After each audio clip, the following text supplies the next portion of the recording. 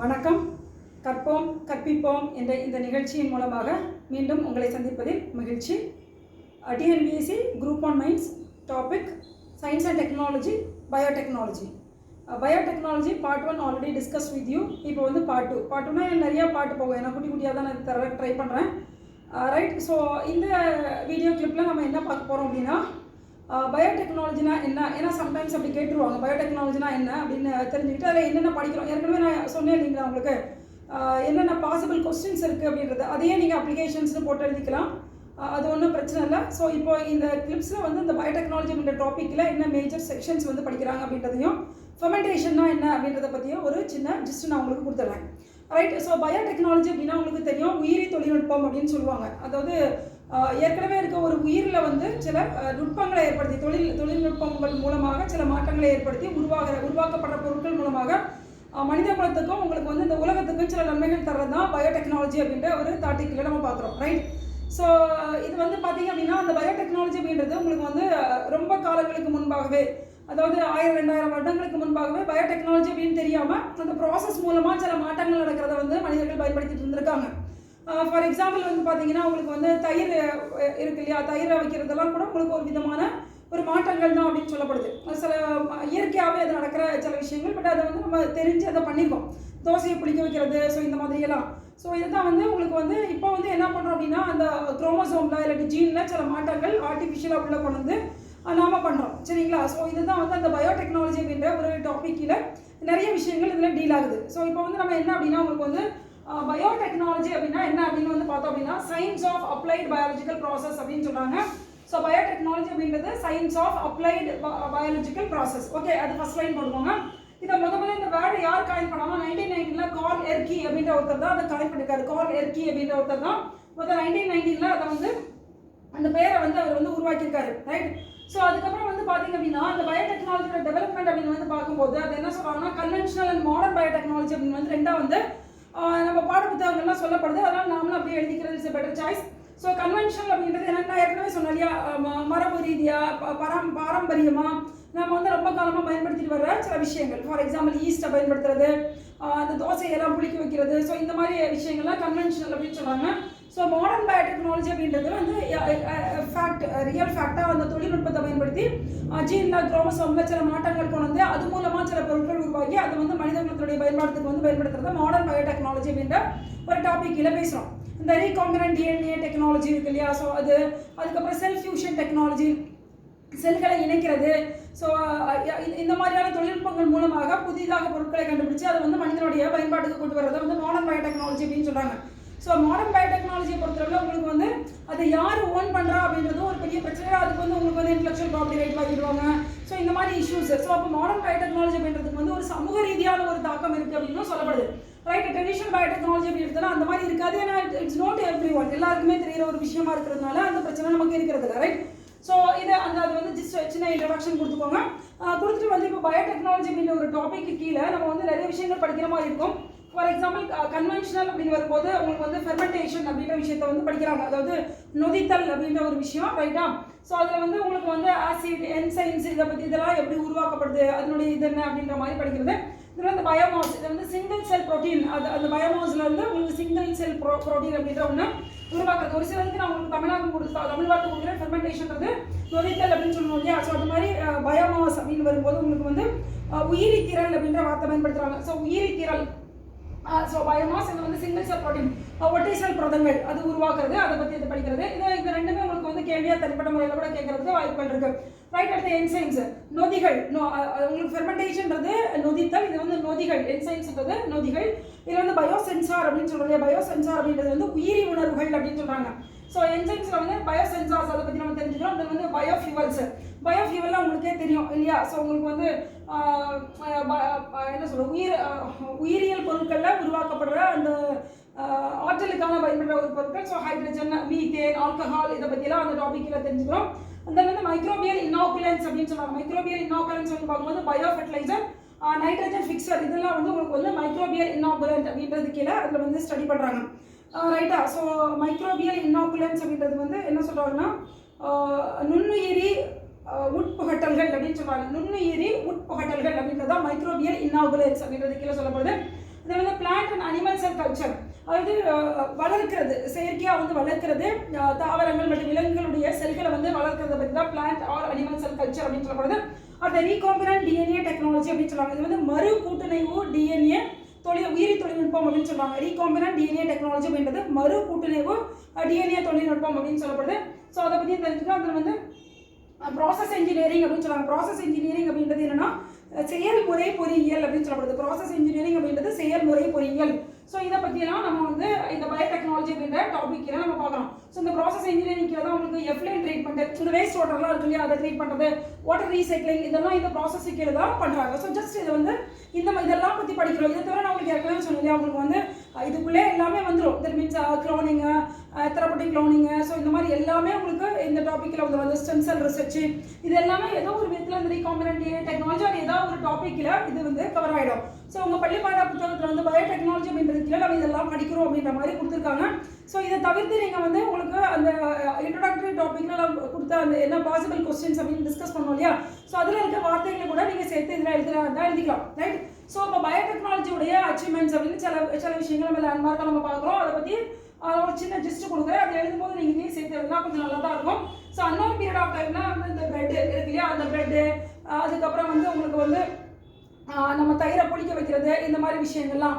So but பிரெட்டுன்றது வந்து ஒரு அடுத்த ஒரு டெவலப்மெண்ட் அப்படின்னு தான் நம்ம எடுத்துக்கணும். ஸோ அதுக்கப்புறம் பார்த்தீங்கன்னா அந்த எட்வர்ட் ஜென்னர் அப்படின்ற ஒருத்தர், எட்வர்ட் ஜென்னர். ஸோ இது எல்லாமே நீங்கள் ப்ரிலிமினரியில் அவருடைய பேரை படிச்சிருப்பீங்க. 1798 அவர் வந்து ஸ்மால் பாக்ஸுக்கான ஒரு வேக்சின் கண்டுபிடிக்கிறாரு.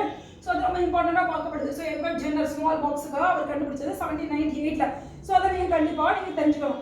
அடுத்து வந்து பார்த்தீங்கன்னா பென்சிலினை வந்து அலெக்சாண்டர் ஃப்ளெமிங் அப்படின்றவர் வந்து 1928 வந்து கண்டுபிடிக்கிறாரு. ஸோ பென்சிலின் அலெக்சாண்டர் ஃப்ளெமிங் இல்லையா 1928. அதில் வந்து டிஎன்ஏவோட அந்த டபுள் ஸ்கெலட்டன் ஸ்ட்ரக்சர் இருக்கு இல்லையா, அதை வந்து வாட்சன் அண்ட் கிரிக் அப்படின்றவங்க 1953 அவங்க வந்து கண்டுபிடிக்கிறாங்க. செட்டில் பயோடெக்னாலஜி பற்றி எழுதுங்க, ஏற்கனவே நம்ம என்னென்ன சாதிச்சிருக்கோன்றதை பற்றி எழுதுங்க அப்படின்னா இப்படி இந்த ஒரு லேண்ட்மார்க் அச்சீவ்மெண்ட்ஸ், ஏன்னா இந்த உங்கள் புத்தகத்தில் கொடுக்கப்பட்டிருக்கு, அதனால தான் நான் உங்களுக்கு ஜஸ்ட் ஒரு 1 or 2 சாம்பிள்ஸ் மட்டும் எடுத்து கொடுக்குறேன். ஸோ எழுதி நீங்கள் உங்கள் பாட்டுக்கு எழுதிட்டு போயிட்டே இருக்கலாம், ரைட். ஸோ அப்ளிகேஷன்ஸ் அப்படின்னு கேட்டாங்கன்னா இதெல்லாம் கூட அப்ளிகேஷன்ஸ் தான், அதில் வந்து கண்டுபிடிக்கப்பட்டது, மனிதர்களுக்கு பயன்படுத்தப்பட்டது.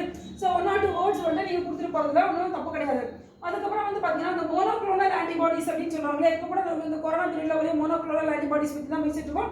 ஸோ அதை வந்து கண்டுபிடிக்கிறாங்க. ஸோ இந்த கோலன் அண்ட் மில்ஸ்டெயின் அப்படிங்கிற 2 பேரும் 1975 1 or 2 லேண்ட்மார்க்ஸ் போதும். அடுத்த 1978 இன்சுலினை வந்து ஈகோலே பாக்டீரியாவிலேருந்து கண்டுபிடிக்கிறாங்க. ஸோ இன்சுலின் வந்து ஈகோலே அப்படின்ற பாக்டீரியாவிலேருந்து 1978 கண்டுபிடிக்கப்படுது.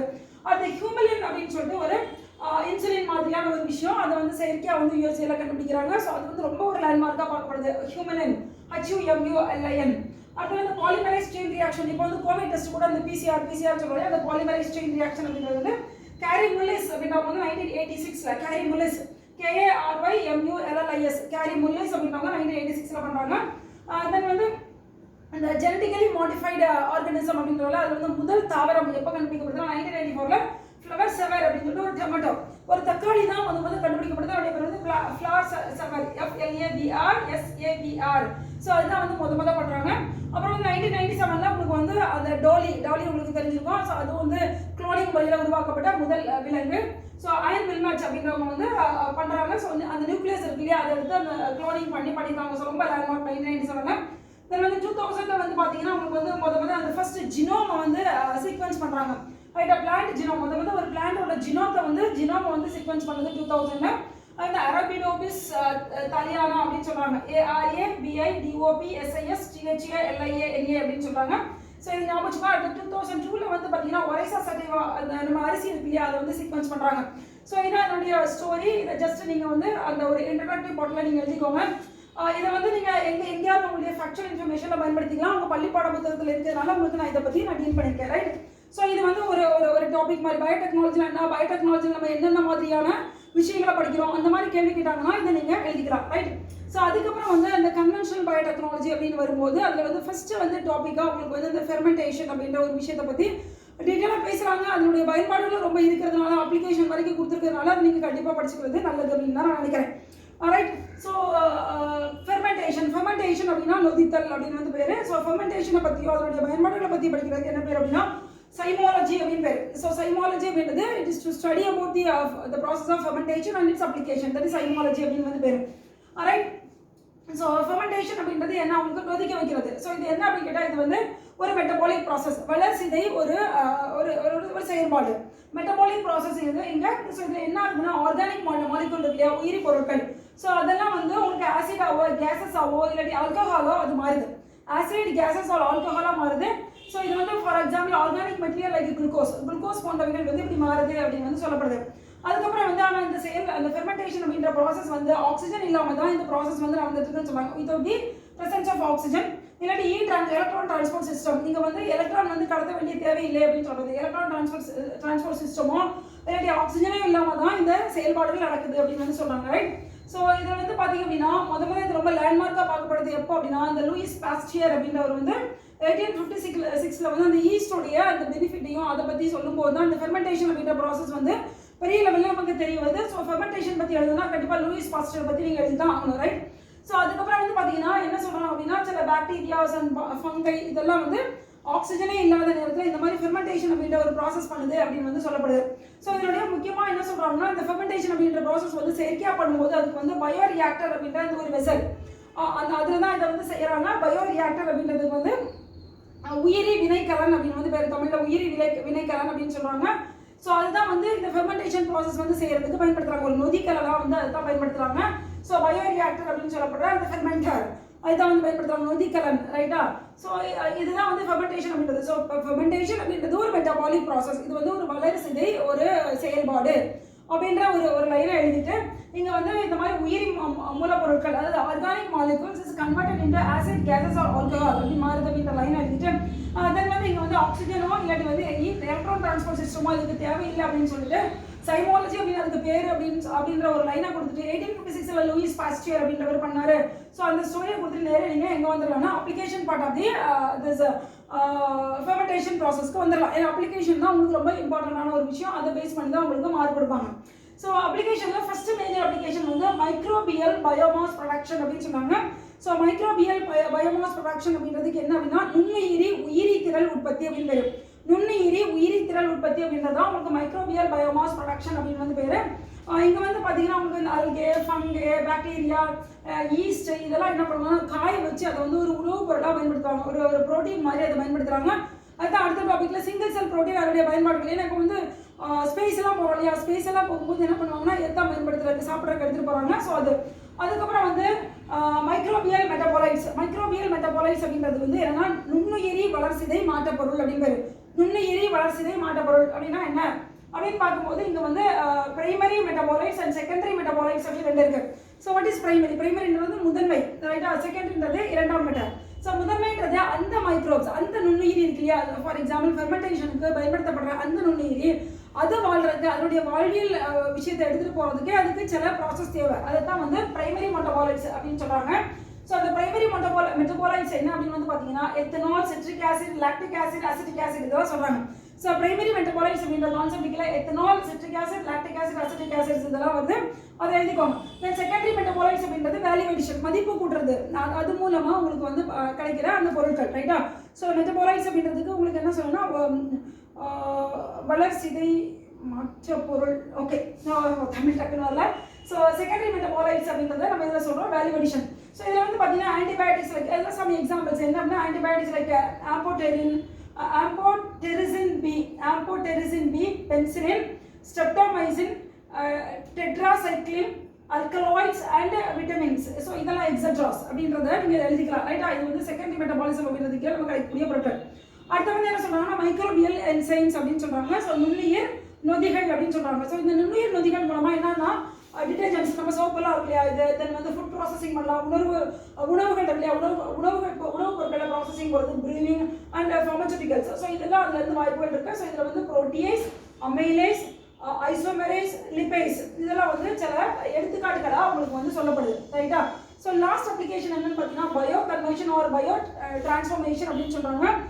Bio conversion R bio transformation எப்படின்னா என்ன அப்படின்னா உயிர்சார் மாற்றம் இல்லாட்டி உயிர்சார் வேதிய மாற்றம் இல்லாட்டி தளப்பொருள் மாற்றம் அப்படின்னு சொன்னாங்க. ஸோ உயிர்சார் மாற்றம், உயிர்சார் வேதிய மாற்றம், தளப்பொருள் மாற்றம் அப்படின்னு வந்து சொன்னாங்க. ஸோ இந்த முறையின் மூலமாக உங்களுக்கு வந்து எத்தனால் வந்து அசிட்டிக் ஆசிடாக மாற்றப்படுது, ஐசோப்ரோபனால் வந்து அசிட்டோன் ஆகுது, சார்பிட்டால் வந்து பார்த்தீங்கன்னா சார்பிட்டீஸாக மாறுது. அதான் வந்து விட்டமின் தயாரிக்கிறதுக்கான மூலப்பொருளாக இதுதான் பயன்படுத்துகிறாங்க, விட்டமின் சி, ரைட். ஸ்டிராய்ட்ஸ் வந்து ஸ்டிராய்ட்ஸாக மாற்றப்படுது, ரைட். ஸோ இதை வந்து நிறைய உங்களுக்கு பெனிஃபிட்ஸ் வந்து இந்த பொருட்கள் நிறைய பயனுள்ள பொருட்களாக காணப்படுது. ஸோ இதெல்லாம் தான் வந்து பார்த்தீங்கன்னா உங்களுக்கு வந்து இதனுடைய ஒரு முக்கியமான ஒரு பயன்பாடுகள் அப்படின்னு எடுத்துக்கலாம். ஸோ ஃபெர்மெண்டேஷனோட பயன்பாடுகள் அப்படின்னு எடுத்துக்கலாம். ஸோ இந்த வீடியோ கிளிப்பில் வந்து பார்த்தீங்கன்னா உங்களுக்கு வந்து பயோடெக்னாலஜிலாம் என்ன, அந்த பயோடெக்னாலஜின்ற வேர்டை வந்து யார் காயின் பண்ணாங்க, ஸோ ட்ரெடிஷ்னல் டெவலப்மெண்ட் ஆஃப் பயோடெக்னாலஜியில் ட்ரெடிஷ்னல் பயோடெக்னாலஜினா என்ன, கன்வென்ஷனல் பயோடெக்னாலஜினா என்ன, ஸோ இதுக்கு நம்ம என்னென்ன டாபிக் பார்க்க போகிறோம், மேஜர் லேண்ட்மார்க் அச்சீவ்மெண்ட்ஸ் என்னென்ன இருந்தது அப்படின்றது ஒரு டாப்பிக்காகவும், இன்னொரு டாப்பிக்கை வந்து உங்களுக்கு ஃபெர்மெண்டேஷன், ஸோ நொதித்தலுடைய பயன்பாடுகள் என்னன்றதை பற்றி இன்னொரு டாப்பிக்காகவும் நம்ம வந்து பார்த்தோம். So there are possibility of asking this question. சில நேரத்தில் வந்து பார்த்தீங்கன்னா நம்ம ரொம்ப வெரி பேசிக், ரொம்ப ஃபண்டமெண்டல் அப்படின்னு நினைப்போம். ஸோ ரூரல் கேண்டிடேட்ஸ்க்கு இம்பார்ட்டன்ஸ் கொடுக்குறதுக்காக சம்டைம்ஸ் டிஎன்பிஎஸ்சியில் இந்த மாதிரி very basic very fundamental candidates வந்து கேட்கப்பட்டிருக்கு. ஸோ இனியும் கேட்கப்படுறதுக்கான வாய்ப்புகள் இருக்குது. சும்மா ஒரு 5 நிமிஷம் அப்படியே காதில் கேளுங்க, திருப்பி ஒருக்கா எழுதி பாருங்க, உங்கள் பள்ளி பாட புத்தகத்தை திருப்பி ஒருக்கா புரட்டி பாருங்க, உங்களால் தாராளமாக இந்த கேள்வி நல்லா எழுத முடியும். ரைட்டுங்களா? ஸோ அடுத்த கற்பம் நிகழ்ச்சியில் உங்களை சந்திக்கும் வரை உங்களிடமிருந்து விடைபெறுகிறேன். நன்றி, வணக்கம்.